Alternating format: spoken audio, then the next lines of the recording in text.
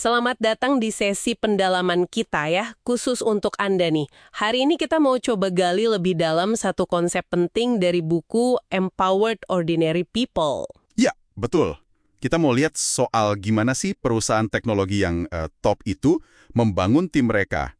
Nah, misi kita itu bisa dibilang membongkar bedanya antara tim yang ya kebanyakan cuma disuruh bikin fitur aja, sama tim yang benar-benar diperdayakan, yang bisa inovasi gitu. Karena ngerti bedanya ini penting banget kan?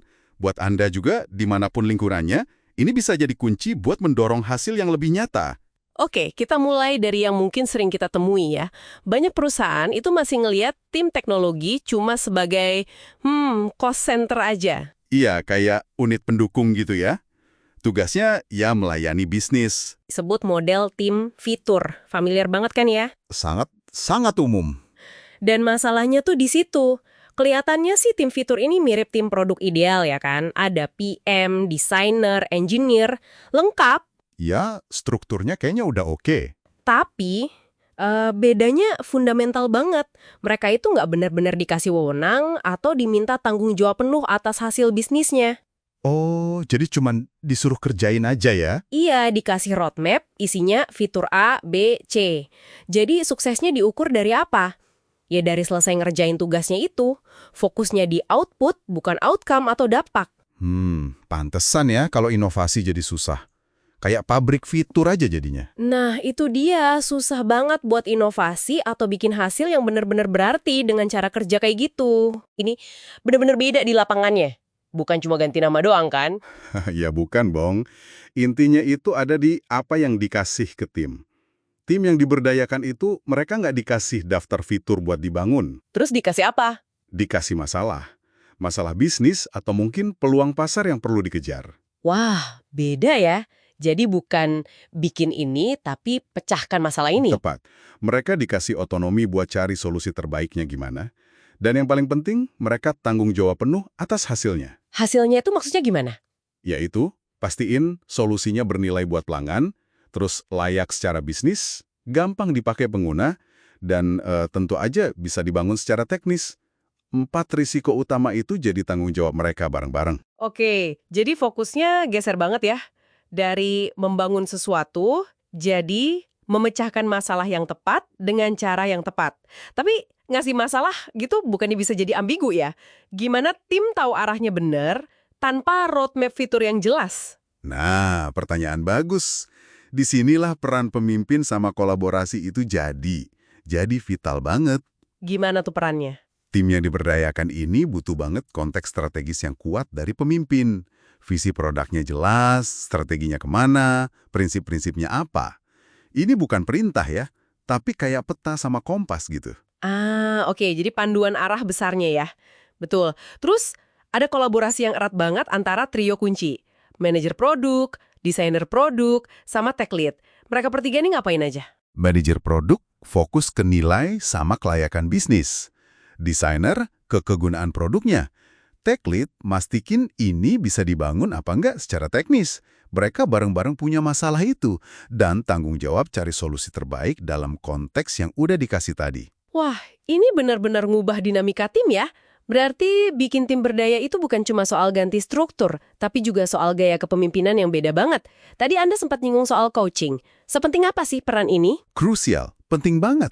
Pemimpin di sini tugasnya bukan cuma ngatur kerjaan, tapi ngembangin orang-orangnya. Pemimpin yang bagus itu aktif coaching timnya. Coaching dalam hal apa nih? Iya, dalam banyak hal, termasuk cara berpikir strategis, cara memecahkan masalah. Tujuannya bukan cuma biar tugas selesai, tapi buat ngebangun apa yang di buku ini disebut tim misionaris, bukan tim tentara bayaran. Tim misionaris, bukan tentara bayaran. Wah, dalam juga ya metaforanya. Maksudnya gimana tuh? Misionaris itu kan orang yang percaya sama misinya ya. Mereka berjuang buat capai tujuan itu. Kalau tentara bayaran, ya kerja karena dibayar atau disuruh aja. Oke, jadi yang satu punya purpose, yang satu cuma jalanin tugas. Nah, coaching ini ditambah konteks yang jelas tadi, itu yang bisa mengubah orang biasa jadi tim yang luar biasa. Tim yang mau dan mampu mecahin masalah sulit bareng-bareng. Ini semacam evangelisme internal gitu loh.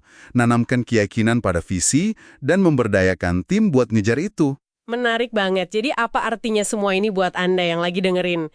Gimana caranya ngenalin nih, di lingkungan kerja Anda sendiri, timnya lebih condong ke model fitur, atau udah mulai ke arah berdaya? Mungkin dari obrolan sehari-hari kali ya? Bisa banget. Coba diperhatiin. Obrolan di tim itu lebih banyak soal, fitur apa nih yang harus kita kelarin minggu ini? Atau lebih ke, gimana ya cara kita selesaikan masalah X buat pelanggan atau buat naikin metrik Y? Jadi fokus diskusinya ya? Iya, terus lihat juga akuntabilitasnya. Tim itu dapat pujian kalau berhasil kirim fitur tepat waktu atau kalau berhasil ngasih dampak nyata ke bisnis atau ke pelanggan. Sama peran pemimpinnya juga mungkin ya? Betul. Pemimpin Anda itu lebih banyak ngeluangin waktu buat diskusi strategi, buat coaching, atau lebih sibuk ngurusin administrasi proyek dan daftar tugas aja. Pergeseran dari fokus output ke outcome ini, wah, ini transformasi fundamental kalau mau inovasi beneran.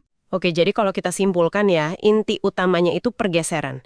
Dari sekedar bikin fitur, fokus ke output, jadi fokus ke pencapaian hasil nyata, ke outcome. Iya, caranya ya dengan ngasih masalah buat dipecahkan, bukan daftar fitur. Terus kasih akuntabilitas penuh atas hasilnya. Ditambah kolaborasi yang erat di dalam tim, dan yang paling penting, pemimpin yang ngasih konteks, inspirasi, dan coaching terus-menerus. Gitu ya. Ini inti dari perusahaan produk top menurut buku ini. Persis. Nah, sebagai penutup nih, kita balik lagi ke ide tadi. Tim misionaris bukan tim tentara bayaran. Oke, ada pesan apa nih? Coba deh, Anda renungkan sebentar dalam konteks Anda sendiri. Apa sih yang sebenarnya bikin tim di sekitar Anda itu bergerak? Apakah semangat buat capai tujuan bareng, mecahin masalah yang penting? Atau jangan-jangan lebih kerasa kayak kumpulan orang yang jalanin perintah aja buat selesain tugas? Pertanyaan reflektif yang bagus banget. Nah, mikirin ini mungkin bisa jadi langkah awal Anda buat eksplorasi lebih lanjut. Gimana caranya menciptakan lingkungan kerja yang lebih bermakna, yang lebih inovatif? Sip, terima kasih banyak ya sudah berbagi insight yang menarik ini. Dan terima kasih juga untuk Anda yang sudah menyimak sesi pendalaman ini bersama kami. Sama-sama. Sampai jumpa di sesi berikutnya.